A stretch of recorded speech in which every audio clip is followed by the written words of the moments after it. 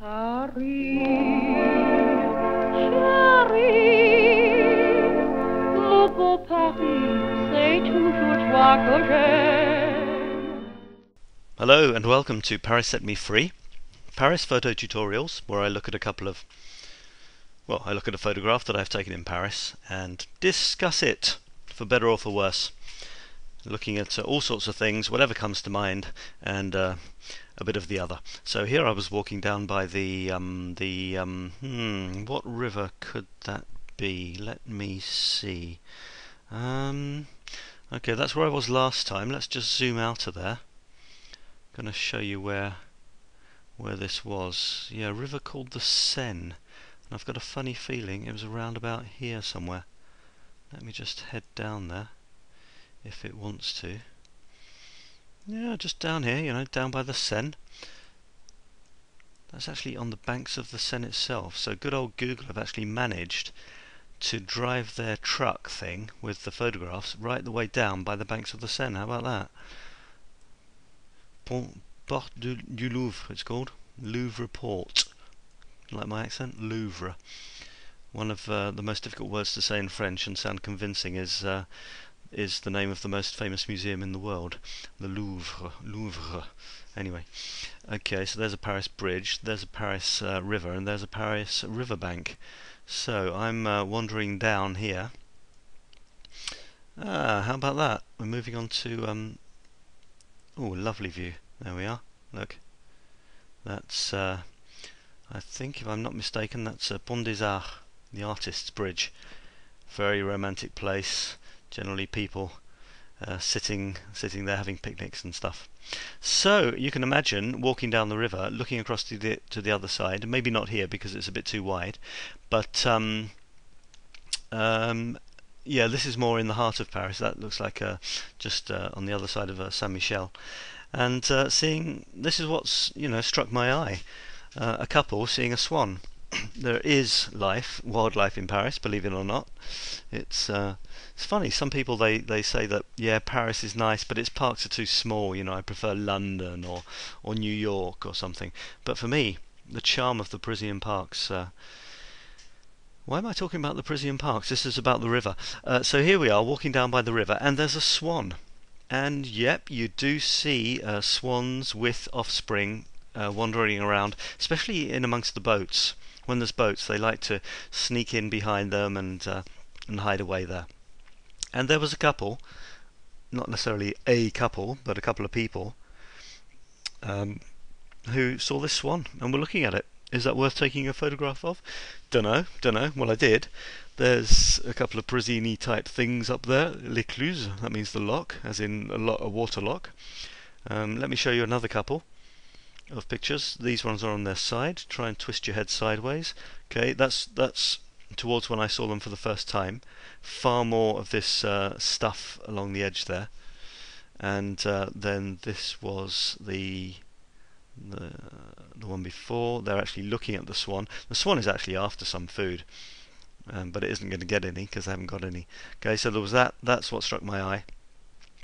And then I got my camera out. Well, no, sorry, before I took the photographs, I got my camera out, and then I was thinking, okay, is this going to make a photo or not? They're moving away from the swan. I'm looking for interaction between my subjects, of course. So I'm thinking, well, is this going to get any?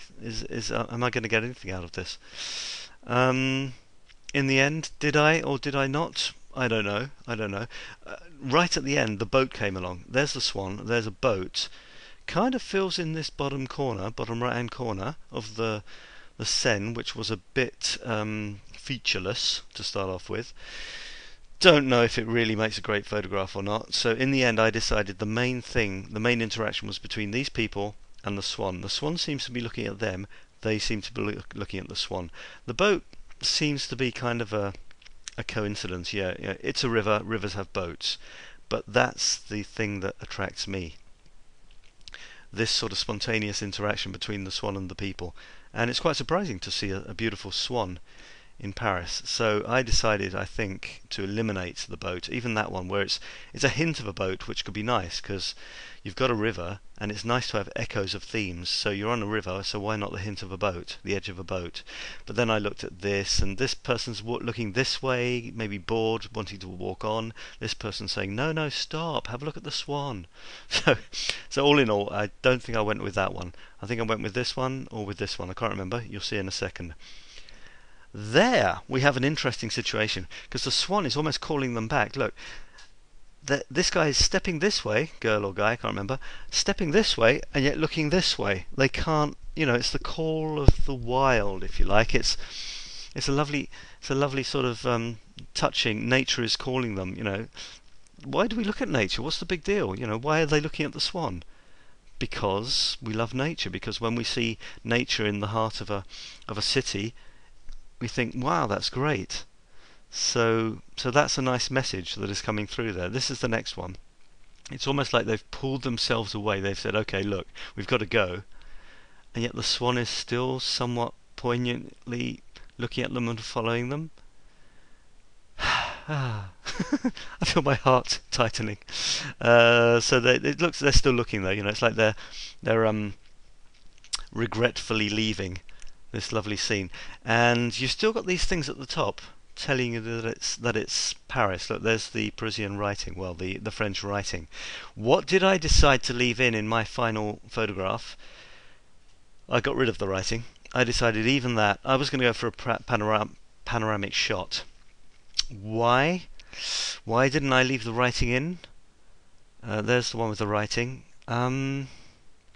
I think I wanted to focus very, very specifically on the interaction between these two units, the couple of people and the swan, and that interaction and what that might bring.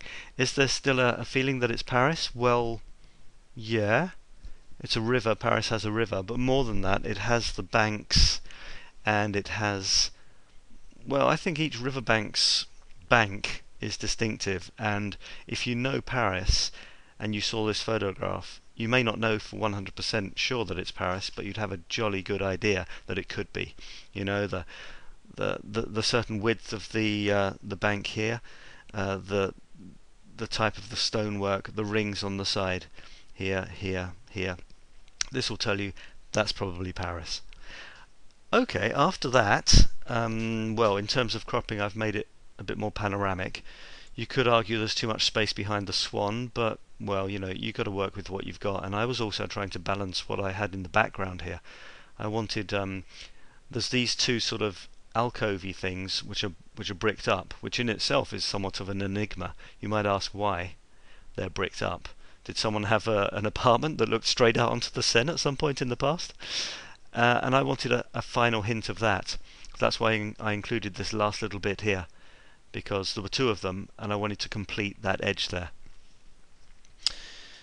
Rightly or wrongly, this thing here kind of balances these two. These two are, if you look at it horizontally, these two are long that way and this two is long that way. Plus then there's the echo again. You've got a couple of these rings, so there's repetition there.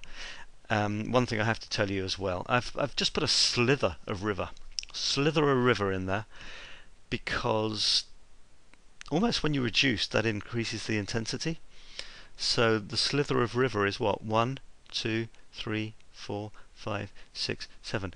It's barely a quarter. It's more like a seventh of the height of this photo, and yet there's a swan on it. You don't get swans floating around on car parks, so that's all you need to tell you it's a river. That gives you the context. And finally, I must admit I played around with certain settings to give it this look. Okay, it's a smaller photograph. I do tend to just publish smaller photographs on the blog. If you go to Flickr, you can find bigger photographs to see, so that this has its full impact, this photograph. I played around with stuff on this to give it a certain otherworldly appeal, if you like, an otherworldly feel to it. I wanted this to be... Reality is sometimes not that much fun, it can be pretty grey sometimes, and it doesn't deserve to be grey, it deserves to be amazing. So that's what I came up with. Thanks a lot for watching, and please leave your comments on the blog, and see you again soon on parissetmefree.com and the blogs. Bye bye. À Paris, le jour et la nuit, je suis gris. J'ai compris la douceur de vivre. Je suis fou de joie, je suis ivre depuis que je suis à Paris.